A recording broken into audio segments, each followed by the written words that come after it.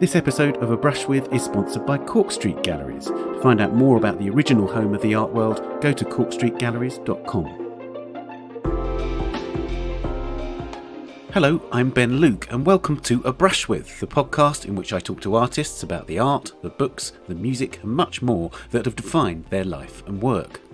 For the last in the current series, we've got an artist who's a bit different from those that have featured before. All three of the people we've spoken to so far, Michael Armitage, Chantal Joffe and Jenny Saville, have been painters with a capital P.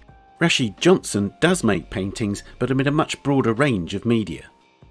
He began, in fact, as a photographer and studied photography at Columbia College in Chicago before moving to the Art Institute of Chicago later to do his master's. And it was with photography that he made his name as a very young artist, just 24, when he was in a show called Freestyle at the Studio Museum in Harlem.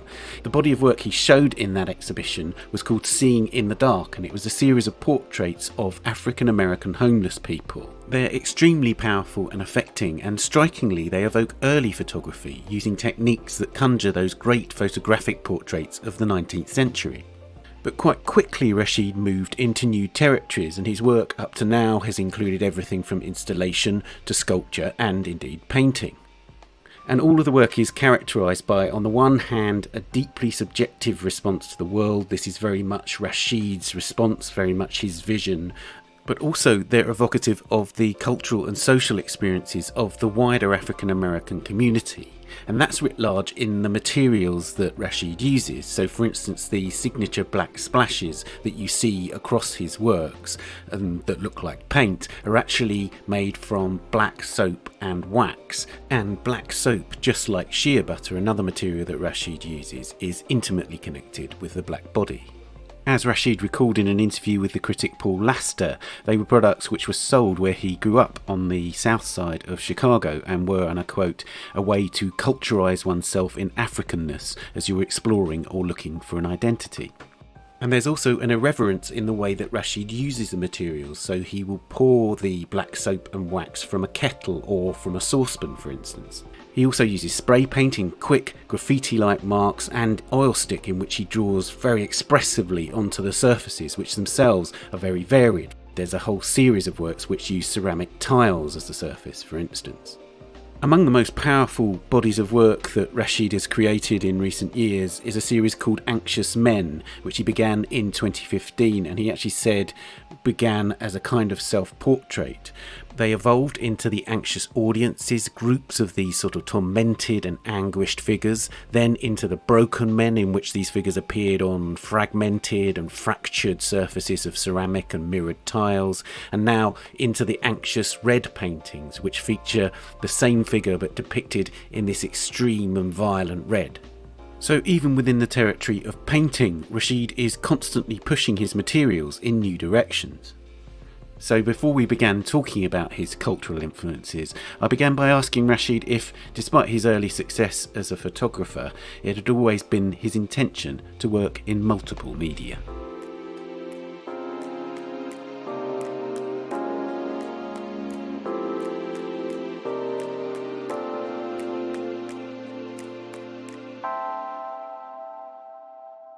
I think I knew quite early that I was going to be interested in working in many mediums. I had studied photography because it was a really interesting space at an interesting time. In the 90s, when I'm in school, you have a lot of people leaning towards new media, photography being kind of in that category, in that space. So people were using a lot of video, film, photography. Performance becomes a bigger and more important vehicle at that time or around that time.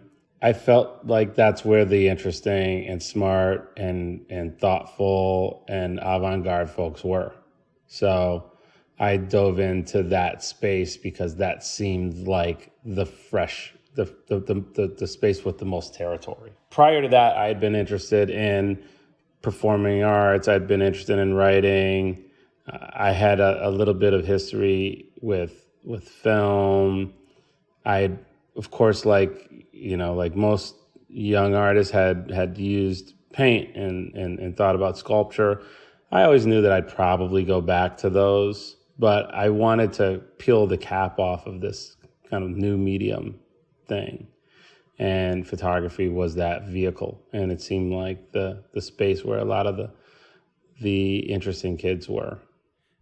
What was interesting to me about that early body of work was that it immediately engaged with the history of the medium, in the sense that you were using techniques which related to that history. And it strikes me that that's another continuum, whichever medium you're working with, that you engage with the history of that medium. And maybe that's an inevitable thing, but it seems to me quite a conscious thing in the way that you work with different media. No, my mother was a history professor, so it's not odd for me that would be the place that I initially kind of interact with media, is to think about its history, to think about how it's kind of affected the discourse, and to dig into my relationship to different mediums from my position, right? As a male, as a Black male, thinking about my agency to perform with certain kinds of tools, in particular in photography. When I started to dig into its history and thinking about how it was employed in the 19th century, thinking about like what or how it would be performed by Black bodies in that time, and what the suggestions and the opportunities are there. And in that sense, there's this kind of opportunity to not rewrite history, but reinvestigate the relationship that one would have to these kinds of histories, and who would have the opportunities to bring these materials and these concepts and concerns to life and to fruition. So I think I face other mediums with similar ambition, thinking about my relationship to sculpture, or in particular some sculpting practices. Minimalism is something that I often think about. How does my experience inform how we examine or explore or imagine minimalist narratives? I do similar things when it comes to, the most kind of canonically familiar materials, which are, of course, like linen or canvas, and oil, which is part of bodies of work that I've been working on more recently, in particular during the COVID crisis, and more recently inside the reckoning that we're all kind of witnessing via race relations, and in particular, the relationship between communities of color and the police. I'm intrigued by the way that you use those materials, not only the materials themselves in how they embody the Black body in terms of the wax, and in terms of the shea butter, and in terms of the black soap, but also the way that you use, the way that the implements you use to make the marks as well. So you're pouring with kettles and saucepans, and you're dragging with broom handles and things like that. And there's this sort of, I'm interested in the way that everything feels to me a sort of site of contention, a questioning of the medium and the way that it's applied, always questioning. Yeah, it's interesting. I've had a friend who's been following my work for many years, and he's suggested similar things, in particular when I use broomsticks and other things that really produce distance between myself and the surface that I'm marking.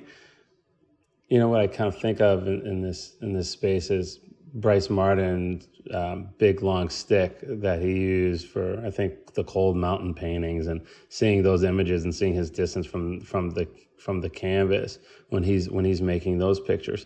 But again, my friend is always suggesting that I have some sort of disdain for these traditional surfaces, and that I've kind of poking at it with a stick is my way of suggesting that it's filthy, that I want to kind of keep my distance from it, but I still want to engage, that I have a willingness to participate, but that I still have some sort of frustration with it. I'm not sure that that's completely untrue, in all honesty. I think that there is something about how the canon has traditionally been formed, and how these materials, I think, have oftentimes created separation between the thinkers and the practitioners, and I find myself to be someone who has an investment in both the poetic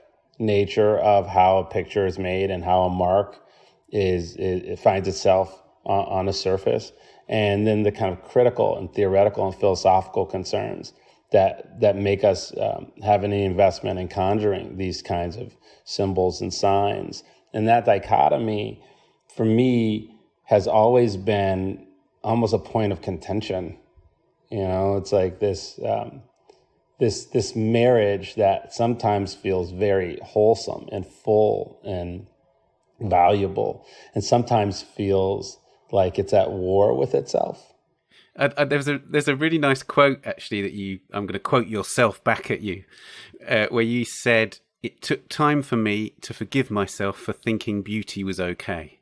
And I think that's really powerful. Yeah, it's really quite true. From where I came, from my training, and from the artists and thinkers who helped form who I am as a thinker and as an artist, there was not as much investment in beauty and in poetry, for that matter. And I always had a sense that it was important to me.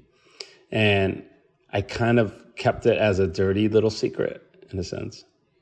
And I've gotten to a stage in my life and in my project where I've begun more so to reward myself with it and to recognize its value and recognize its importance in the wholeness of how an art object comes to life. That an art object is not exclusively something for me that's born to interrogate a circumstance or interrogate a medium or investigate or explore those spaces from a critical position, but also to further the investigation through aesthetic value systems and solutions and decision-making from a creative and poetic position. And those things are really equally important to me in a way that I think they were hard to embrace at a different stage. And I'm not suggesting that I, in some sort of orthodox way, was forced into a conceptual tradition to which I didn't belong and or want to be an active participant. I'm just recognizing that I now am living what is my truth as an artist. And I think I have been for a long time, but I think I'm more admitting it now than maybe I previously was capable of.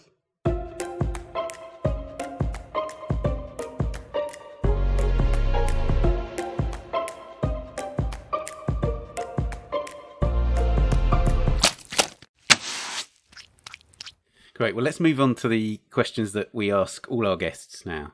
Who was the first artist whose work you loved? I would have to say Rakim from the rap group Eric B. and Rakim. There was something about how serious he was about his art. I'd never seen or heard a man talk about making art, but talk about it with this level of like veracity, this like seriousness, this expectation that he, in the opportunity to amplify his voice, was so serious and so important to him that he was willing to break down every wall, every barrier, and every obstacle in order to make sure that he had those opportunities. There's a line in particular in a song called Microphone Fiend, which has been kind of a guiding light for me in my project. But he suggests that he's at the park and they won't let him use the microphone because they say he's too small or something. And he says, cool, because I don't get upset. I kick a hole in the speakers, pull the plugs, then I jet. Meaning if he wasn't going to get his opportunity to speak, to be creative, to amplify his voice, to be heard, he was going to destroy the opportunity for everybody else. And I remember thinking, wow, like, what is this commitment? Like, what and how did this guy find something that was so important to him that he was willing to at all costs, invest in it and explore it. And that, to me, is still a guiding light and a principle. I take this really seriously. I love it. I think it's so fascinating that we get these opportunities. So Rakim from Eric B. and Rakim. I guess the interesting thing is, did you initially think you might emulate his path as in with music, or did you already, when you were thinking these things, did you already think, I'm going to be a visual artist, but I'm going to use that spirit in my visual art? It's fascinating. I still am not sure that I've chosen what I'm going to do when I grow up. I'm a visual artist. I think it would be hard to argue with the fact that I'm a visual artist, but I still feel like I could kind of do anything in a way. And that's not to suggest that I could do anything well. Sometimes I think, maybe I will write something of value and of interest. Sometimes I think, and I record little songs with friends, and we record in the summer, and I'm in no way a talented musician. And I think my friends would definitely clearly say the same, but I still love singing songs. I just, from a very early age, the kind of post-medium space that I think is still very present in my project was kind of set in stone. I just never thought to myself medium specificity or creative specificity was the vehicle for me. I was like, I will write a song, I will write a play, I would direct a film, I will make a painting, I will make a sculpture, I would perform poetry. I just felt a real willingness and a real kind of draw into whatever needed to be done in order to amplify my voice. So no, I didn't think I'm going to follow his path directly as a musician, even though I was interested in hip hop and rap and did some performance when I was young.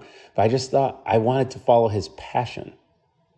I just wanted to have passion for something. And to me, it didn't matter what that was. That's great. So let's talk about visual art now. And in terms of historical artists, which historical artists would you say you turn to the most? I often turn to the painter Franz Kline.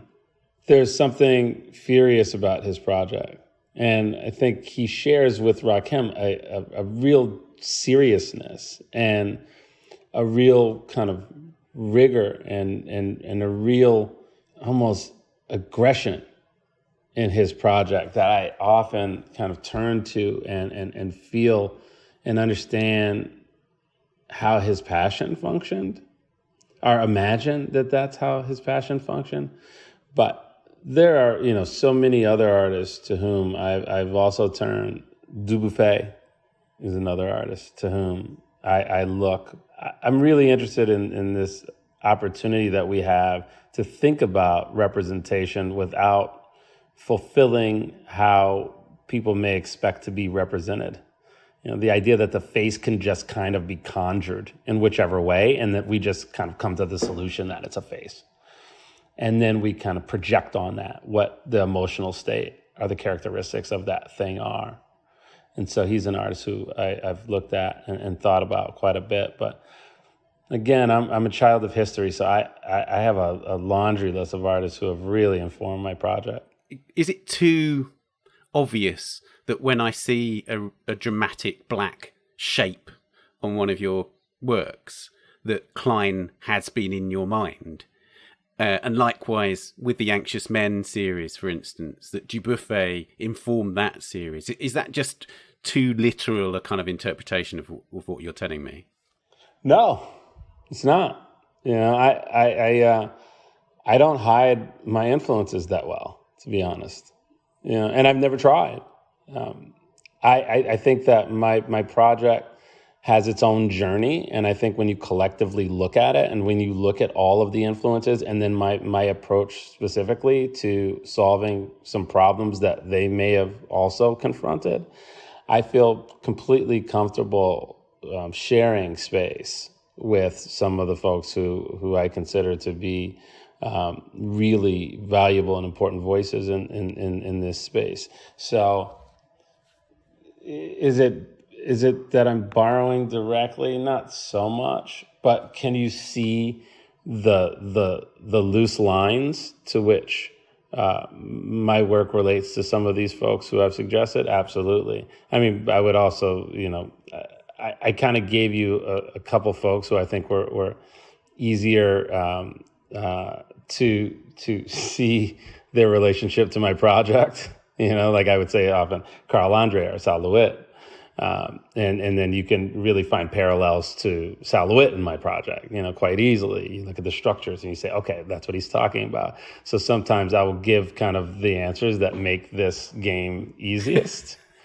But there are other artists, including de Kooning and Charles White and Roy DeCarava, the photographer, who I would honestly consider to be my biggest hero.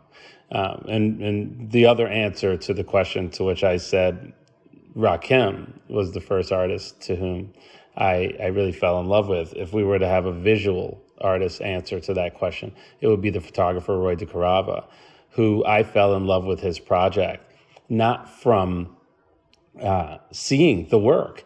It was from an NPR interview.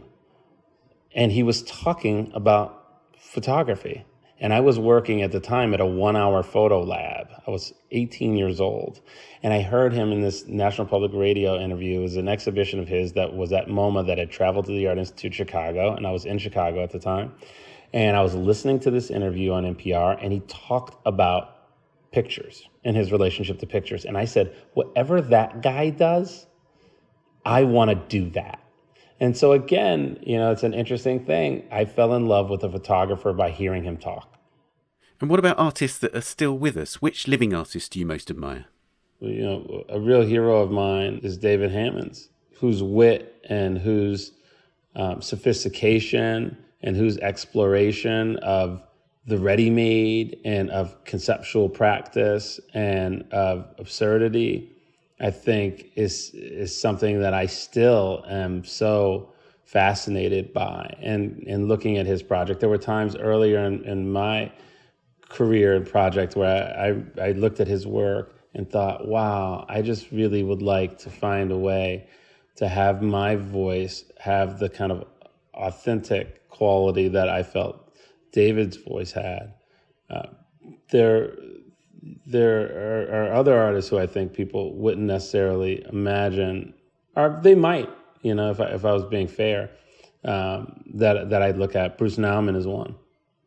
And I always joke that if anyone tells you that they understand Bruce Nauman's project, that you shouldn't trust them. Because I think it's one of those projects that's so nimble and so complicated and really marries that thing that I've been talking about more recently, or that I even suggested earlier in the interview, which is a sense of poetry and the opportunity and sophistication that poetry provides.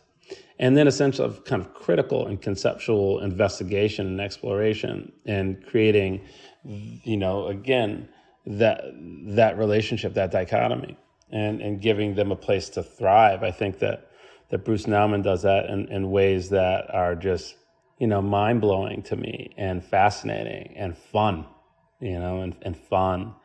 Just because you love other artists and you draw on other artists, it doesn't necessarily mean that you have them around you. But do you have reproductions of these artists' work sort of pinned to your studio walls and around you in books? I do have them around me in books. I'm a junkie for artist books. I don't have the best taste. I don't always go for the first edition and the most expensive copy, but I do surround myself with these things, and I'm often digging through artist books and looking at things. But really, when I walk into a museum, the reason that I still have such an investment in these institutions, these cultural institutions, is that something really beautiful happens to me when I walk into a museum. I feel like my brain turns on and I feel like a sponge. I feel like I'm just really open to taking it in. I often tell a story about being at the Art Institute Chicago and coming across a work of the artist Richard Tuttle, which was a piece of cloth that was just pinned to the wall in a few different spots. And I looked at it, and I was young. I was maybe 19 at the time. And I thought to myself, oh my God, I did not know this was an option. I did not know this is an option. And I think that there are two ways to approach it. I think some people would come to work like that at a young age, and they would say, oh, this is not good. You know, this is simple. I am a craftsman. I'm a skilled man or woman, a skilled practitioner. I have higher expectations. I came to it and was like, this is genius. And I love it. And I loved the questions that it asked.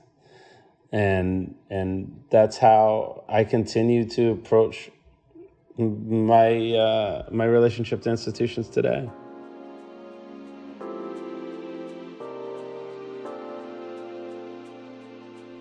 This episode of A Brush With is sponsored by Cork Street Galleries.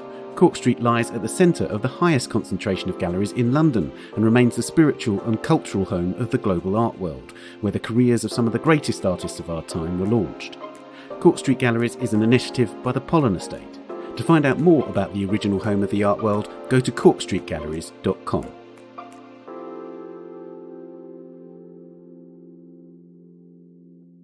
So I'm going to ask you a really difficult question now, which is, which museum or gallery do you visit most frequently? I would have to say I go to MoMA quite often, and that's not to suggest that it's my favorite place, but there's a lot of stuff to see there. So I do go to MoMA quite often. But you know what? If I was to be honest, I go to the Guggenheim probably more, but that may also be because I'm on the board. of the institution. So, you know, I'm at the Guggenheim quite a bit, and I love what and how solo exhibitions unfold in that space. That when you go to the Guggenheim, you're going to just see this one show. Not that the ancillary galleries are also often programmed quite brilliantly, but you know that there's this singular experience, and you know how you're going to walk around it. You know, everyone has their strategy, right? Mine is top to bottom. Some people may go bottom to top. I don't know anybody who starts in the middle. I think you'd have to be a serial killer. I'm not exactly sure how one would approach that. But the fact that you do have one strategy, right? You either go one way or you go the other way. I just love that it unfolds that way, that it's so narrative. You know, going to the Guggenheim is like watching a film. It's also a sense sharpening thing, isn't it? Right? Because you have to make that decision. You don't just walk into the room. And it makes me think a little bit about a point that you made about how you, in a way, how you refer to your own subjects, in the sense that you feel like you're witnessing as opposed to just looking. And I think that's an interesting thing about looking at art too, right? So sort of bearing witness to something is somehow more active than just standing in front of it and looking.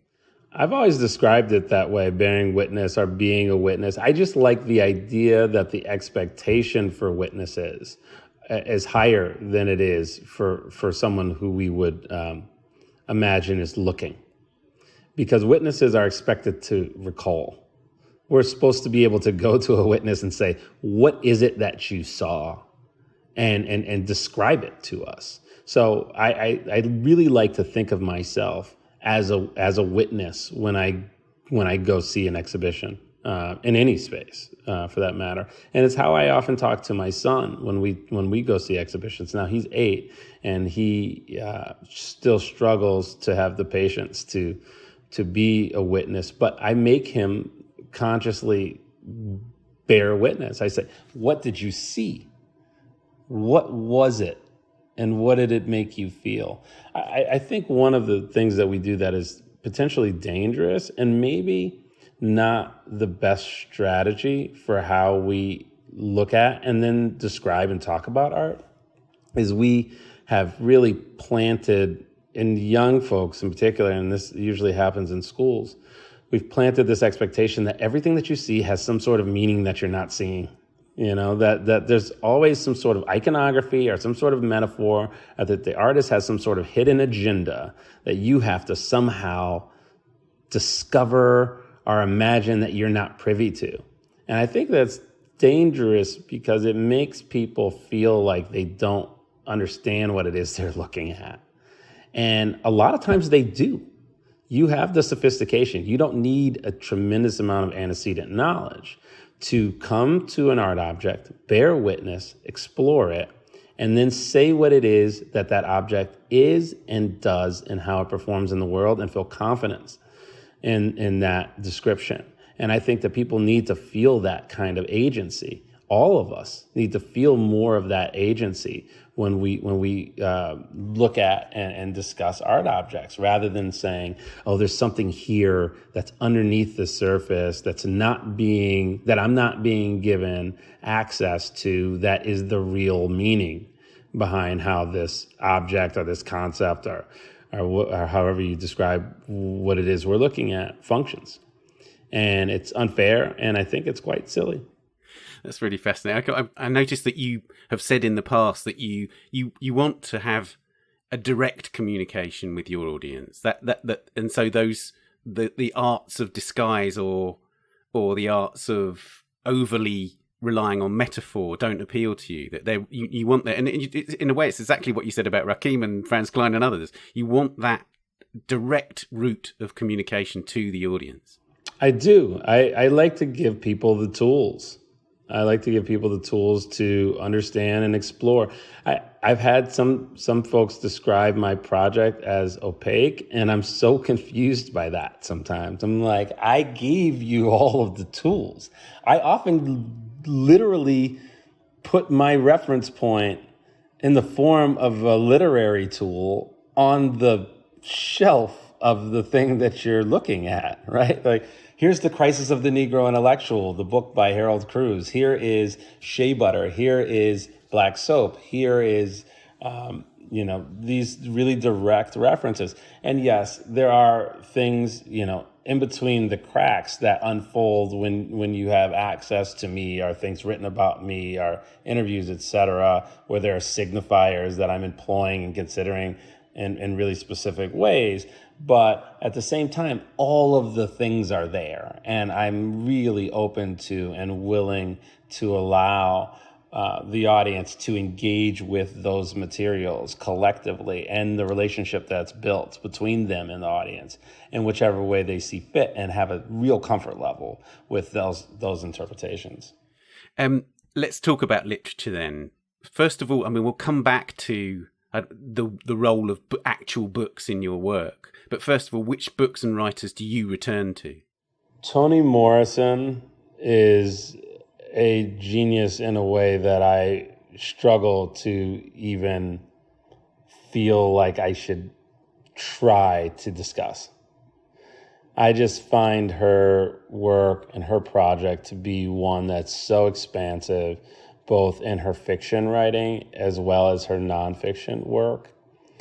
Her voice, her sensibility, her sophistication is unparalleled to me in ways that I am in awe of. Thinking about a younger writer voice, Paul Beatty, whose book, The Sellout, won the Booker Prize a few years ago. That's right, yeah. Has been an enormous influence on me, starting with his book, White Boy Shuffle, in the early 2000s. And the humor that lives in his project, and the way that he's able to deconstruct and imagine a world and push a world around and bully it and use history, but use contemporary vernacular to explore is he's a writer that I think is enormously important to me. Faulkner, Hemingway.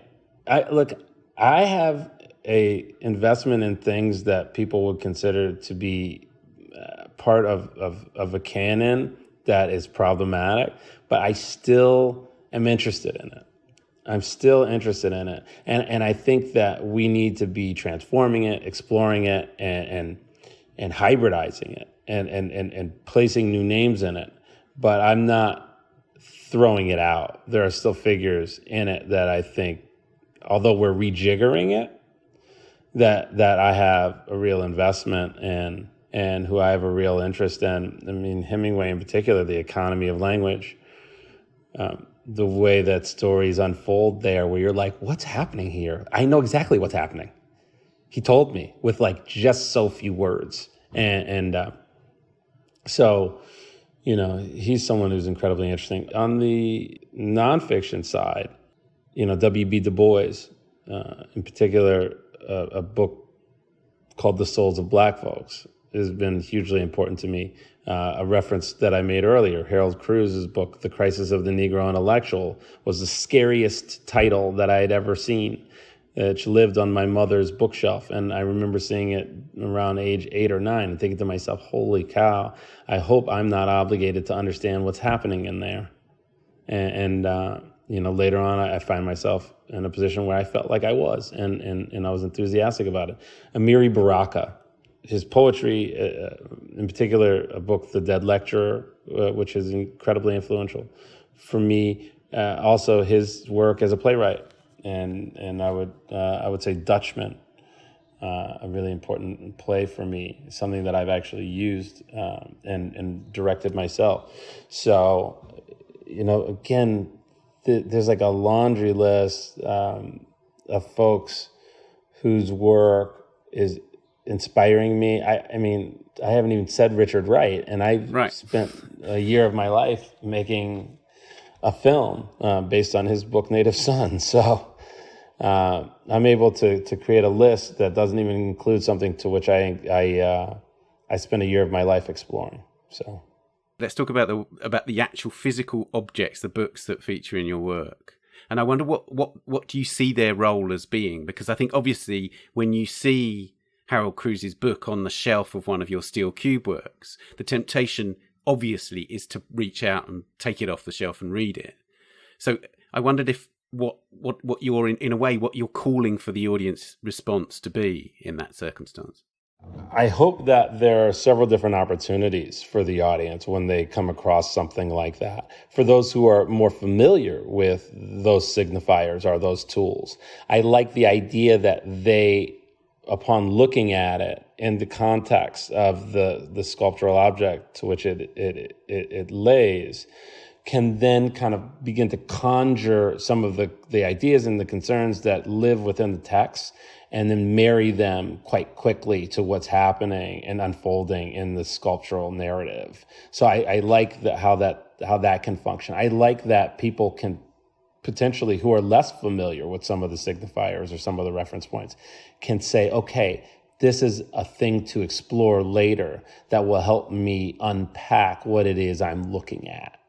And so that is another kind of opportunity in a way where you're like, okay, potentially I have some homework here if I want it, right? If I want to continue to unpack this or explore what and how the artist imagined this object to be able to communicate, I have this opportunity, right? So I have this agency, I have this reference point. I also love them as mark-making tools. I think that there's just something fascinating about the book. I grew up with my mother having a pretty extensive library in the basement, looking at it. I remember just looking at the library, and I think it's something that a lot of us do. I go to bookstores. I love that the books are delivery systems, but I also just love the objectness of them.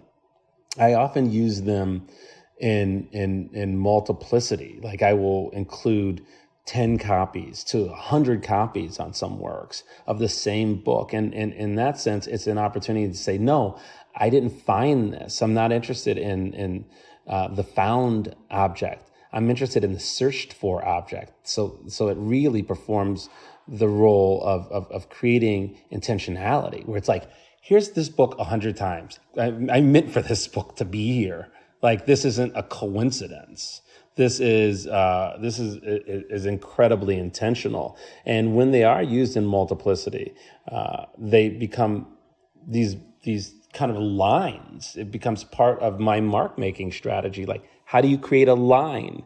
I sometimes use them for the purpose of the color that they bring. There's a sharp red in one of the copies of Harold Cruz's The Crisis of the Negro Intellectual that's just so urgent, the urgency of this red. And so I use that red, and that red then performs a role on the sculpture, and it becomes an aesthetic tool. So they are capable of serving many roles on a work. and I am just kind of indebted to them as well for what they delivered to me. In a way, it's the way that you talk about it is that the presence of a book in the work is just as direct a symbol of a kind of autobiographical response to the world, or subjective response to the world, as when you've got an oil stick in your hand and you're drawing, or you've got a spray can and you're spraying directly onto the surface. You don't see a hierarchy of mark or a hierarchy of language in the work. It's all the same stuff, but just using different kind of physical structures, if you like. Yeah, I hadn't thought about the fact that I don't see a hierarchy there, but I don't. It's nice of you to point that out. It's actually something for me to take away from this conversation is I don't see a hierarchy. And again, I think that comes back to my investment in both the poetry of mark making and an interest in aesthetics, and then a real investment in critical and conceptual practice, which for me, I'm like, okay, the book made the mark, my hand made the mark. It's the mark was made, and that's where my investment lives.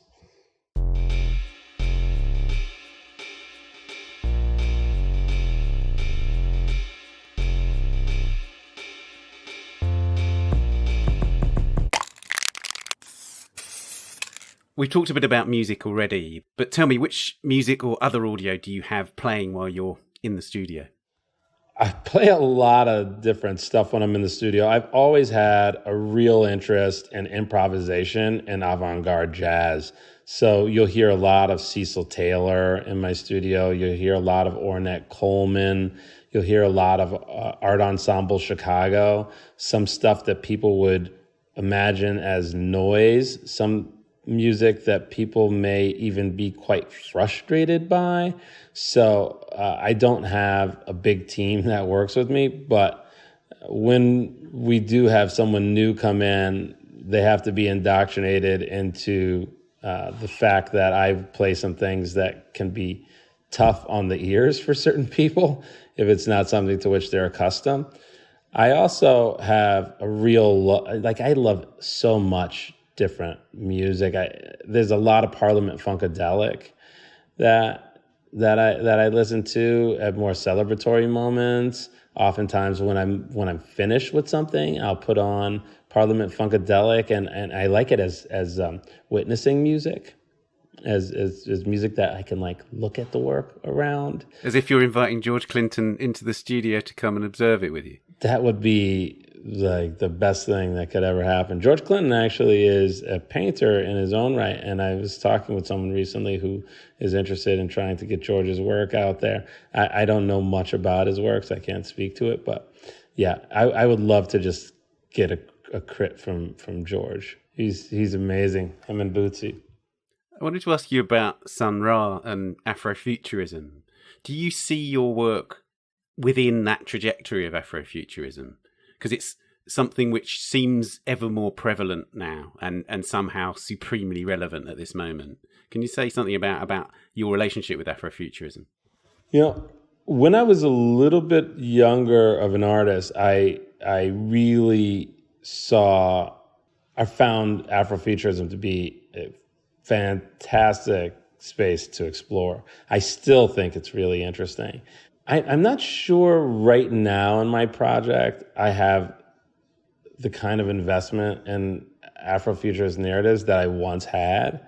And I'm not suggesting that that's a young artist's position to explore, but it's definitely a space that I continue to be interested in. It's definitely music that I continue to be interested in. I listen to Sun Ra quite often, and I love the message, and I love other aspects of the message more now than I thought I liked when I was a little bit younger. The escapist aspects of the work are some of the things that continue to be really present in my work. The fact that Sun Ra believed himself to actually be from Mars, right? And that he had become, for whatever reason, so disillusioned by the world that we inhabit here and the limitations that he created a parallel universe for himself. So within or outside of the Afrofuturist narrative, that conceptually is fascinating to me. More recently, there's been a lot of kind of Black absurdity that's really interesting, that I think speaks to some Afrofuturist spaces. There's something that some folks have been calling kind of Afro-Pessimism, which I think Ta-Nehisi Coates and some other kind of contemporary writers and thinkers probably live in that space, which is like imagining that we are dealing with a really, really complicated and almost immovable oppressive state, that we need to just recognize its ferocity and its failures and not imagine that we can escape it, or imagine that there's some space outside of it that we need to explore, that we need to just stay home in it and continue to point out its failures. And I think that that's a really interesting space and something that I'm kind of interested in as well. So it's in my tool belt, I guess I would say, but it's not the guiding light that maybe it was for me at a different stage. To pick up on something that you were just asking there, I'm going to ask you a question about paint colour now. And actually, when we came up with this question, in a way, it's quite an innocent question about a sort of what's your go-to paint colour. But I know that you started making paintings with this colour called anxious red, and that's not a flippant thing at all, is it? That's directly tapping into this very concerning, troubling moment that we're in now. Can you explain more about your use of that colour? Yeah, that color is something that I built in collaboration with a paint company called RF Paints, which is upstate New York. And I was using some different oilstick colors that they had already made. One was called turkey red, another was called quinacridone red, and cadmiums. And I said, oh, well, these are great, but there was something that I wanted to make myself, just to get into the specifics of how transparent it is and how viscous it is. So the conversation around paint is bigger than the color of a paint. It's around, like, how does the paint perform? Like, how does it function as a material? And so I started collaborating with them to create both a color and a material, which becomes anxious red.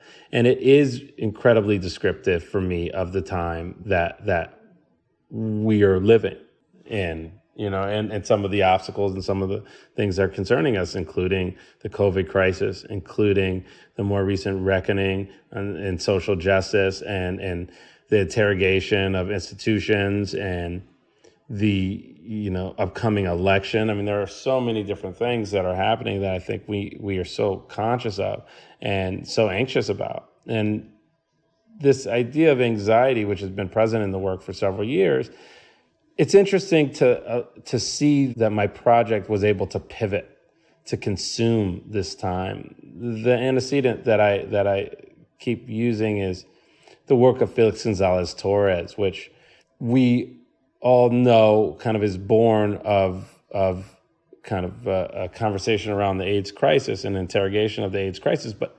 is the kind of work that is able to kind of embrace any kind of critical moment and interrogate and explore and give catharsis to different kinds of critical moments. I happen to have a body of work that I thought was that nimble and was not equally capable of pivoting, but capable of pivoting.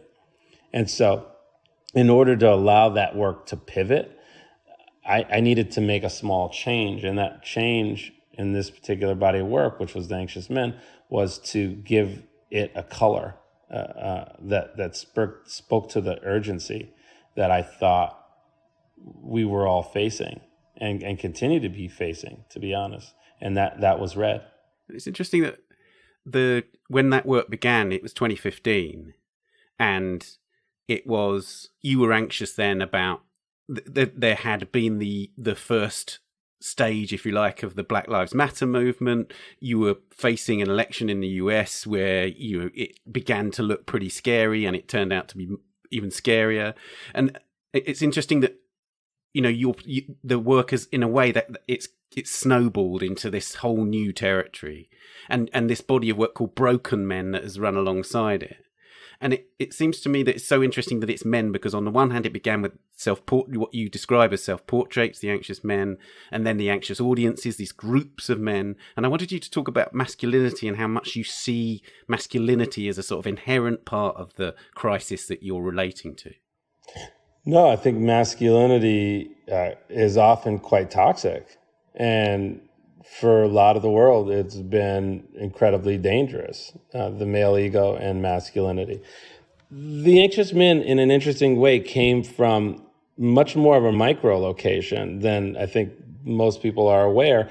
I had gotten sober in 2014, and I was a heavy drinker. I started making that work in 2015, in some ways as a response to living in a world that I didn't know how to live in without drugs and alcohol.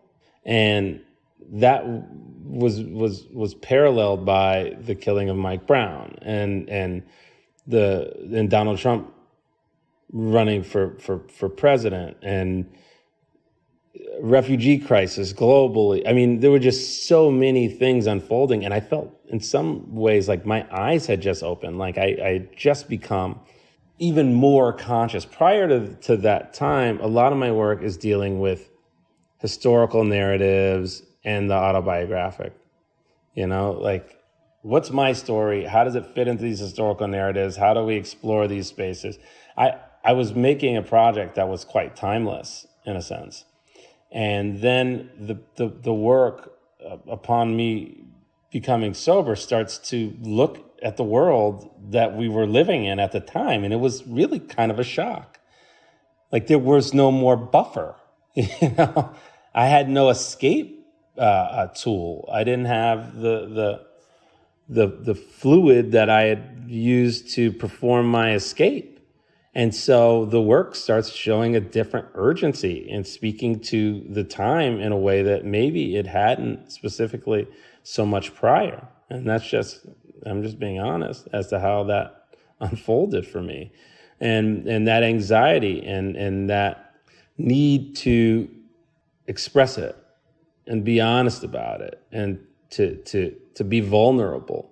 And, as that speaks to masculinity, I think masculinity is and should be characterized with vulnerability as part of what it should do. I think there's the question is, how does masculinity function? And then how does toxic masculinity function? Toxic masculinity does not have vulnerability in it. Masculinity can have vulnerability, and I see it that way. And I think that it has the agency and the responsibility to be vulnerable. So when I think about the word masculinity, I think about what it should be and how we should be interpreting it, as opposed to toxic masculinity, which I think is something that we need to make sure that we're keeping in check. But we've obviously had a lot of trouble with that in the last couple thousand years. Is there a discipline in your studio life that's a kind of essential ritual? The only real essential ritual in my studio life is showing up. I show up at my studio. I'm a studio rat, as someone would call it. I like to be there. I like to be in the space. I like the material. I like the opportunity. I just show up. I show up to work. Whether that means I actually work every time I'm in my studio, that's a different question. But I'm there. I'm there, and I'm willing, and I'm enthusiastic, and I'm grateful for the opportunity. So yeah, just being present is the only ritual I have.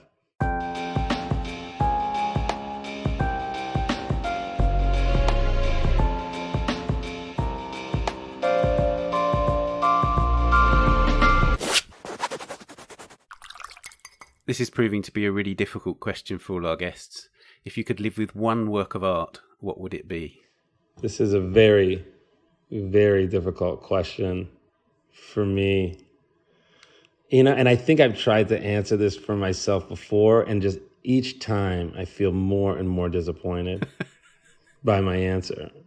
So I'm going to try not to repeat what some of my former answers have been.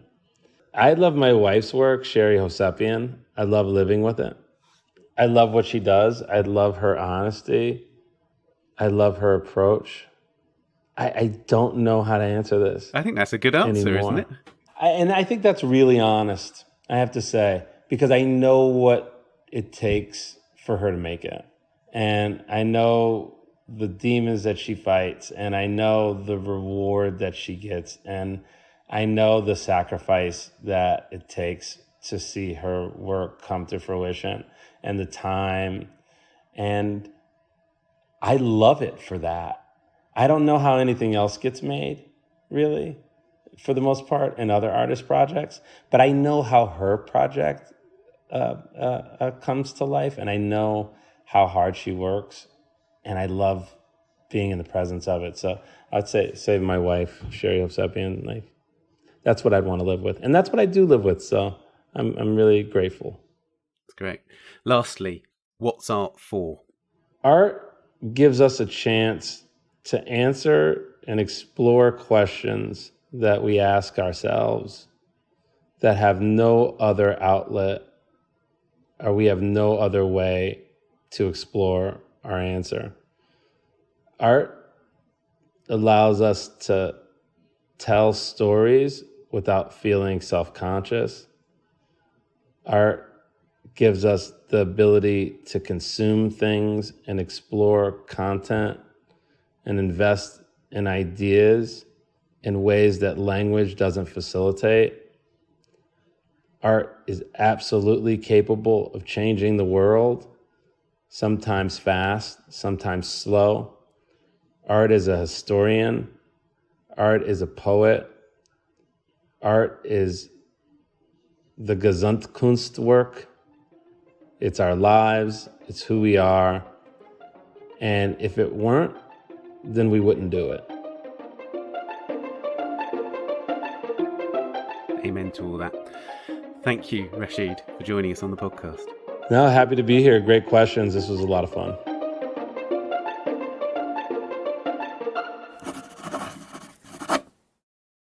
An exhibition of new work by Rashid Johnson is at Hauser and Wirth in London from the 6th of October to the 23rd of December. And that's it for this episode, and indeed for this series. Please subscribe to A Brush With, and do give us a rating or review on Apple Podcasts if you've enjoyed it. You can find us on Twitter at Tan Audio, and on Facebook and Instagram, of course. A new series of our other podcast at the art newspaper, The Week in Art, begins next week, and you can find the back catalogue of that podcast wherever you get your podcasts. More than 100 episodes looking at the art world in depth, from museums to heritage and the market. Many of them featuring interviews with artists, from Peter Doig and Anselm Kiefer to Tracy Emin. Do subscribe to The Week in Art to be notified about our new episodes. Production, editing and sound design on A Brush With are by David Clack, and the producers of the Art Newspaper podcasts are Julia Mihauska and Amy Dawson. Thanks to Henrietta Bentel, Daniela Hathaway and Kabir Jalal. Huge thanks to Rashid Johnson. We hope there'll be more episodes of A Brush With very soon. In the meantime, we'll see you on the next episode of The Week in Art. Bye for now.